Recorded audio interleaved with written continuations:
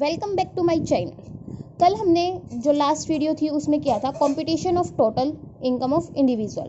हमने उस वीडियो में देखा तो जो इंडिविजुअल है उसकी इनकम को कैसे कंप्यूट किया जा सकता है। 5 हेड्स की इनकम लेनी है, उन सबको ऐड करना है, हमारे पास जीटीआई आएगी। जीटीआई में से हमें लेस कर देनी है deduction under section 80C to 80U। Deduction less करने के बाद हमारे पास आ जाती है टोटल इनकम।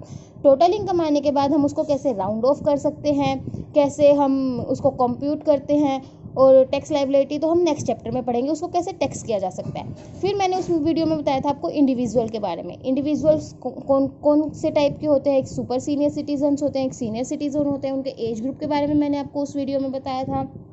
आज हम बात करेंगे एचयूएफ की। एचयूएफ क्या होता है? एचयूएफ होता है हिंदू अनडिवाइडेड फैमिली।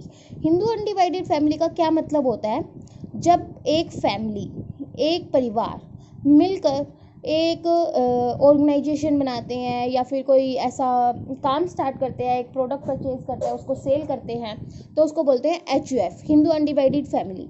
इसमें क्या होता है, जो फैमिली का मोस्ट सीनियर पर्सन होता है वो क्या होता है? कर्ता होता है।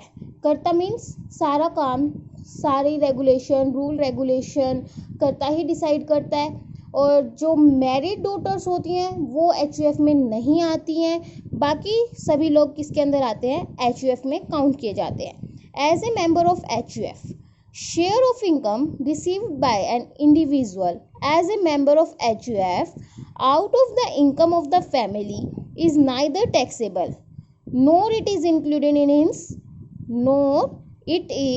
included in his total income। जो शेयर ऑफ इनकम है रिसीव्ड किया जाता है किसके द्वारा? इंडिविजुअल के द्वारा। क्या है वो? मेंबर है एचयूएफ का। Out of the income of the family, जो उसकी इनकम है फैमिली में, जो उसने एचयूएफ के रिगार्डिंग इनकम कमाई है, जो उसको इनकम का पार्ट मिला है, नाइदर टैक्सेबल, वो टैक्सेबल नहीं होती और ना ही इंक्लूड होती उसकी टोटल इनकम में।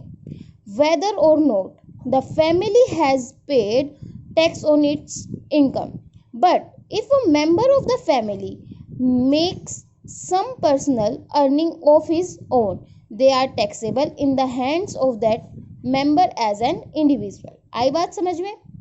But under the section 64 subsection 2, where an individual convert his separate individual property into the property of Hindu undivided family of which he is a member, then the income derived from such converted property is to be included in the individual total income and not in the family's total income। इसका मतलब ये कह रहा है कि भाई जो section है 64 और सब सेक्शन है 2, जहाँ पर इंडिविजुअल है कन्वर्ट कर देता है separate individual property. Late assume that कोई पर्सन है मिस्टर एक्स। मिस्टर एक्स ने क्या किया? अपनी जो उसकी खुद की पर्सनल प्रॉपर्टी है उसने क्या कर दिया? वो कन्वर्ट कर दी। वो क्या कर दिया? उसने एचयूएफ को बोला कि भाई ये प्रॉपर्टी अब आपकी है। तो इसका मतलब ये नहीं है कि भाई वो जो प्रॉपर्टी उसने ट्रांसफ़र की है वो भी इनकम में कैलकुलेट नहीं होगी, वो एचयूएफ की इनकम में कैलकुलेट नहीं की जाएगी, क्योंकि वो उसने खुद के बेनिफिट के लिए किया है। तो वो मिस्टर एक्स की ही जो है टोटल इनकम रहेगी। जस्ट ए मिनट, मैं आपको इस डायग्रामेटिकली आपको शो करती हूँ। ये देखिए, ये एक पर्सन है मिस्टर एक्स। इसके पास क्या है? एक प्रॉपर्टी है, ये प्रॉपर्टी है। ये क्या करता है? इस प्रॉपर्टी को एचयूएफ में कन्वर्ट कर देता है। इसने क्या किया? इस प्रॉपर्टी को एचयूएफ में कन्वर्ट कर दिया। इसने सोचा अगर मैं मेरी प्रॉपर्टी को एचयूएफ में कन्वर्ट कर दूंगा तो मुझे टैक्स पे नहीं करना होगा। बट सेक्शन 64 सब सेक्शन 2 क्या कहता है कि भाई अगर वो उस फैमिली का, वो उस एचयूएफ का मेंबर है, तो ये पॉसिबल नहीं हो सकता कि भी वो अपने बेनिफिट के लिए ना कर रहा हो। वो अपने बेनिफिट के लिए ही कर रहा है एचयूएफ में ट्रांसफ़र। वो ये सोच रहा है मुझे टैक्स नहीं पे करना होगा। लेकिन जो हमारा सेक्शन 64 सब सेक्शन 2 है वो क्या कहता है? अगर कोई पर्सन अपनी प्रॉपर्टी को ट्रांसफ़र करता है एचयूएफ में as a member of HUF, then वो HUF की इनकम में कैलकुलेट नहीं होगी, वो किसकी इनकम में कैलकुलेट होगी, मिस्टर एक्स की में कैलकुलेट होगी। आइए बात समझ में, ये था हमारा HUF का। HUF का पोर्शन कंप्लीट होने के बाद हमारे पास आता है as a member of an association of person और बॉडी ऑफ इंडिविजुअल। जो एसोसिएशन ऑफ पर्सन है उसको हम AOP भी बोल सकते हैं, और बॉडी ऑफ इंडिविजुअल को आपको पता ही है BOI। As a member of AOP और BOI। AOP का means association of person, BOI का मतलब बॉडी ऑफ इंडिविजुअल। अब हम आगे पढ़ते हैं। The income received by its member, जो इनकम है रिसीव की गई है मेंबर्स के द्वारा from the association of person और body of individual shall be dealt with as under. Number A क्या है, where the association of person means AOP और body of individual is taxed at the maximum marginal rate or any higher rate, the share of member shall not be included in his total income at all। इसका मतलब क्या है, जो आप सभी को पता होगा एसोसिएशन ऑफ पर्सन होते हैं और जो बॉडी ऑफ इंडिविजुअल होते हैं, उसमें एक इंडिविजुअल भी हो सकता है, एक HUF भी बनी हो सकती है और एक एसोसिएशन ऑफ पर्सन भी हो सकते हैं। जो उसका मेंबर है किसका, एसोसिएशन ऑफ पर्सन का, मतलब एसोसिएशन ऑफ पर्सन में कौन कौन हो सकता है, एक इंडिविजुअल हो सकता है, एक कंपनी हो सकती है, एक पार्टनरशिप फर्म हो सकती है, कोई भी हो सकता है। अगर वो हायर रेट पर क्या कर चुके हैं, ऑलरेडी उनकी इनकम टैक्स हो चुकी है, टैक्स वो भर चुके हैं, तो वो इंडिविजुअली उनको जरूरी नहीं है कि भी उनको टैक्स पे करना होगा, जरूरी नहीं है कि कंपल्सरी है ही नहीं, क्योंकि उनकी जो इनकम है एक बार टैक्स हो गई तो दोबारा टैक्स नहीं की जाएगी। इसका मतलब ये है, अगर उन्होंने मैक्सिमम मार्जिनल रेट से टैक्स पे किया है तो। बी पॉइंट क्या कहते हैं, where no income tax is chargeable, जहां पर कोई इनकम टैक्स चार्ज नहीं हुआ, on the total income of the association और body of share of a member in that shall be chargeable to tax as part of his total income. Understand. Number C आता है फिर, where tax has been paid, जो tax है paid किया गया है by the association और body at normal rates पे किया गया है, income tax shall not be payable in respect of such share, although it shall form part of the total income of the members. It means on such share income tax rebate shall be allowed at average rate of tax। आपको समझ में आया? अगर नहीं आया तो मैं आपको नोट्स में से पढ़ाती हूँ। ये देखिए, ये एक AOP है, BOI है। AOP में एक इंडिविजुअल भी हो सकता है, HUF, BOP, मेंबर, कंपनी, कोई भी हो सकता है। ये हमारे बॉडी ऑफ इंडिविजुअल। AOP है, BOI है। ये क्या करते हैं, if share of members are determinable, मतलब उनको पता है कि भी हमारा शेयर कितना है। और यहाँ पर सेकंड पॉइंट क्या आता है, if share of members are not determinable, उनको नहीं पता उनका शेयर कितना है। If share of members are determinable, हमारे पास 3 कैटेगरीज आएंगी। फर्स्ट कैटेगरी क्या है, none of member not having exceeding basic limit. अगर कोई भी ऐसा मेंबर नहीं है जो उनकी बेसिक लिमिट है उसको एक्सीड कर रहा है, तो क्या होगा, स्लैब रेट से उसको टैक्स चार्ज कर दिया जाएगा। Share in AOP BOI income, जो शेयर है उनका AOP में और BOI में, टैक्सेबल फॉर मेंबर्स, उनको खुद को ही अपना मतलब इनकम में कैलकुलेट करना होगा और टैक्स चार्ज करना होगा। आई बात समझ।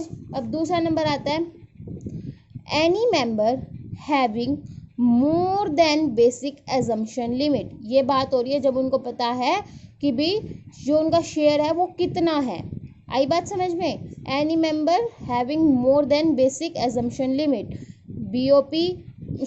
BOI AOP at the rate 30%। 30% जो हमारी क्या होती है, सबसे हायर रेट होती है, उससे उनका क्या होगा, चार्ज किया जाएगा इनकम को। जब वो मेंबर हैं AOP के या BOI के, तभी एट द सेम टाइम उनको टैक्स पे करना होगा। जब उनकी क्या है, बेसिक एजम्पशन लिमिट जो है मेंबर्स की ज़्यादा है, तो उनको कौन सी रेट से चार्ज करना होगा, जो हायर रेट है उससे। फिर आएगा share of income not taxable.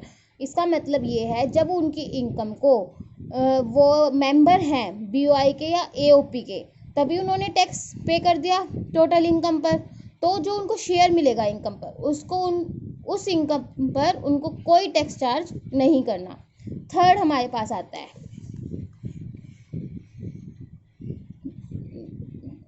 Let us assume कोई एओपी या बीओआई है, उसकी एनुअल इनकम कितनी है हमारे पास 10 लाख। वो 3 कैटेगरीज में डिवाइड है, एक इंडिविजुअल, एक डीसी और एक एफसी।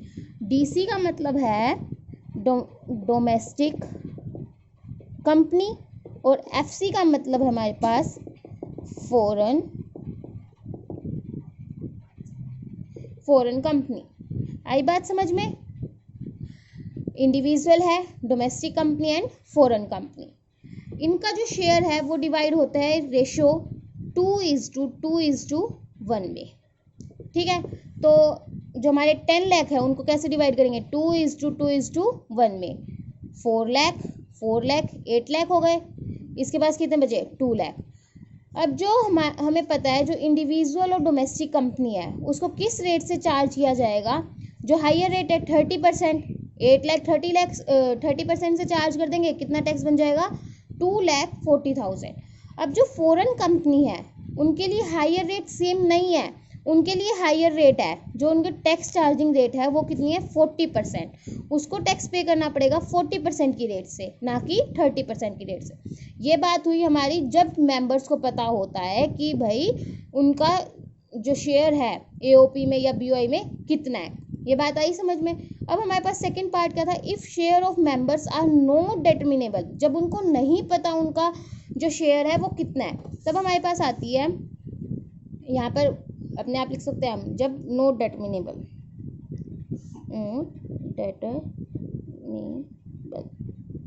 ठीक है, इसके अंदर आते हैं एक इंडिविजुअल, एक डीसी और एक एफसी।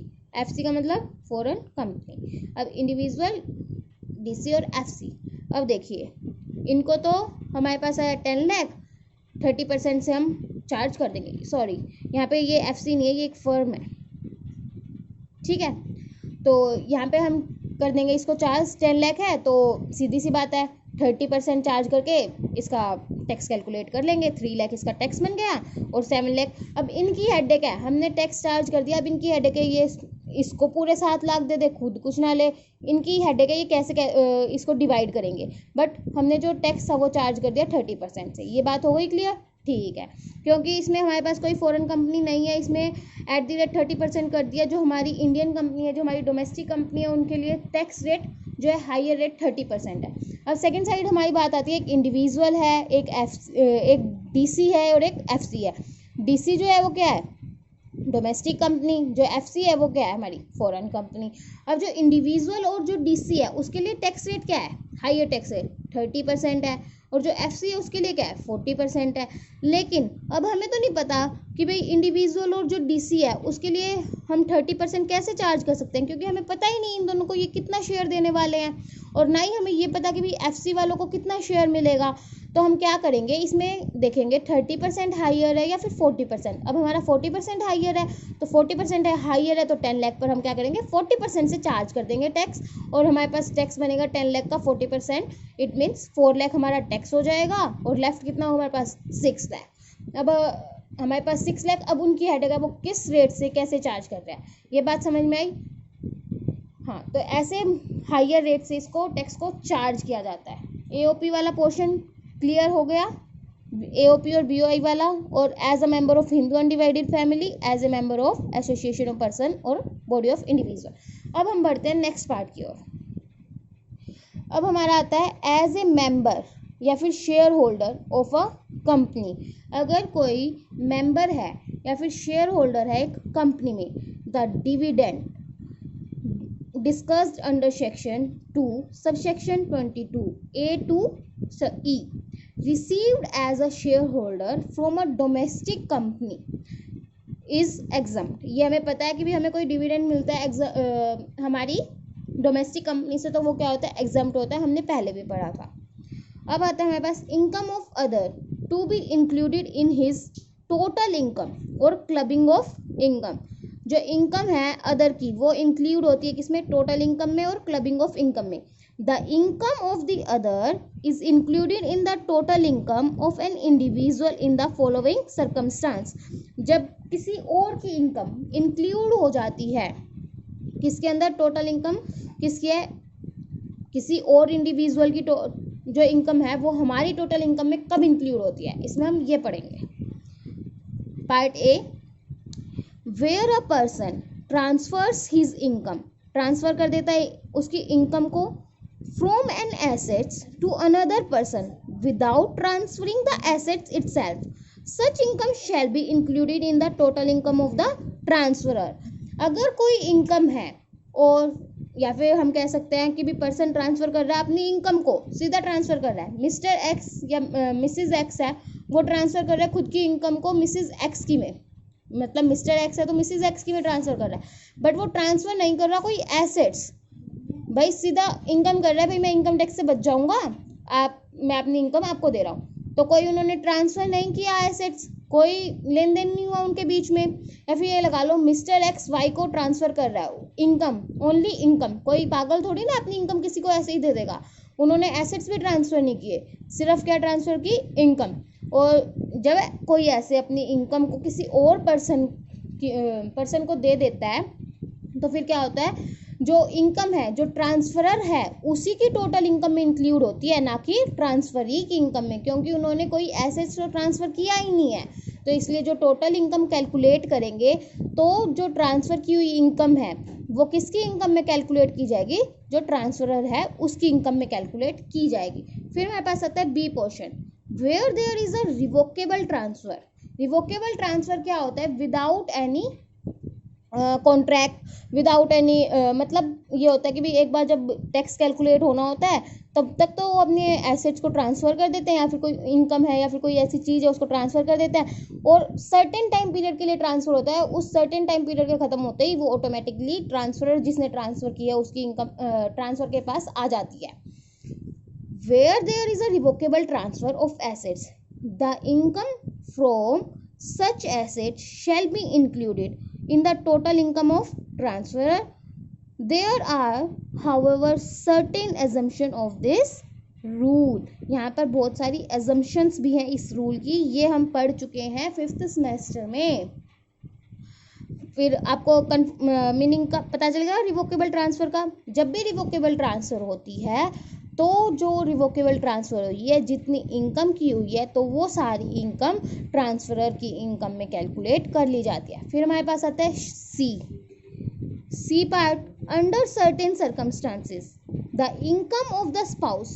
स्पाउस का मीनिंग सबको पता है, स्पाउस का मतलब होता है हस्बैंड के लिए उसकी वाइफ, वाइफ के लिए उसका हस्बैंड। स्पाउस क्या होते हैं, वाइफ के लिए हस्बैंड और हस्बैंड के लिए wife. The income of under certain circumstance, the income of the spouse of an individual is included in his individual's total income. अगर कोई इनकम, ये कब होता है, जब जो स्पाउस है, मान लो मिस्टर एक्स पर्सन है, उसकी स्पाउस मिसिस एक्स, उसकी कोई वैसे एक्चुअली एनुअली इनकम नहीं है, बस जब टैक्स कैलकुलेट होना होता है या फिर कोई ऐसे सर्कमस्टांस होते हैं, एक्स को पता होता है मेरे को इस साल टैक्स पे करना होगा, तो वो क्या करता है, थोड़ा पार्ट या प्रॉपर्टी जो होती है मिसिज एक्स को ट्रांसफ़र कर देता है। तो फिर क्या, जो उसने ट्रांसफ़र की है इनकम वो भी मिस्टर एक्स की इनकम में ही मानी जाएगी। टोटल इनकम कैलकुलेट करते टाइम जो स्पाउस है मिसिज एक्स, मिस्टर एक्स की स्पाउस मिसिज एक्स, जो उसकी इनकम है उसको भी किस में कैलकुलेट कर लिया जाएगा, उसमें टोटल कर दिया जाएगा मिस्टर एक्स की इनकम में। फिर हमारे पास आता है D part, the income of a minor child is included in the total income of his और हर पेरेंट, आइदर मदर और फादर एज द केस में बी। जो माइनर चाइल्ड है उसकी जो टोटल इनकम होती है वो या तो उसके फादर की में या उसकी मदर की में काउंट कर ली जाती है। अगर मदर की टोटल इनकम जो है ज़्यादा है फादर की इनकम से तो फादर की इनकम में कैलकुलेट टोटल कर दिया जाएगा या फिर ऐड कर दी जाएगी माइनर चाइल्ड की, और वाइस वर्सा, फादर की ज़्यादा है मदर की कम है तो फादर की में ऐड कर दी जाएगी। फिर आता है हमारे पास ई portion, income from assets transferred to other person is included in the total income of the transferor if such a transfer result directly और indirectly in the benefit of the spouse of the transferor, अगर कोई person है वो अपनी income property है या फिर कोई भी एसेट्स हैं उनको ट्रांसफ़र कर देता है for the benefit of spouse, खुद के स्पाउस के बेनिफिट के लिए, तो वो भी क्या माना जाएगा, ट्रांसफ़र माना जाएगा। इट मीन्स उसको भी इंक्लूड कर दिया जाएगा किसकी इनकम में, जिसने ट्रांसफ़र की है उसकी इनकम में। उसके बाद हम पढ़ेंगे procedure for computing total income. Total income को हम कैसे कंप्यूट करते हैं, क्या उसका प्रोसीजर है, इसको हम कल की वीडियो में पढ़ेंगे। और अगर आपको ये वीडियो अच्छी लगी हो तो इसको लाइक एंड सब्सक्राइब करना ना भूलें और बेल आइकन को प्रेस करना तो बिल्कुल भी ना भूलें, क्योंकि अगर मैं कोई नई वीडियो इससे नेक्स्ट वीडियो अपलोड करूँगी तो आपको सबसे पहले उसका नोटिफिकेशन मिले और आपकी इसकी कंप्यूटेशन और जो इसका प्रोसीजर है टोटल इनकम को कैसे कंप्यूट करते हैं वो उन सब चीज़ों की जानकारी आपको टाइम टू टाइम मिलती रहे। Thank you for watching my video.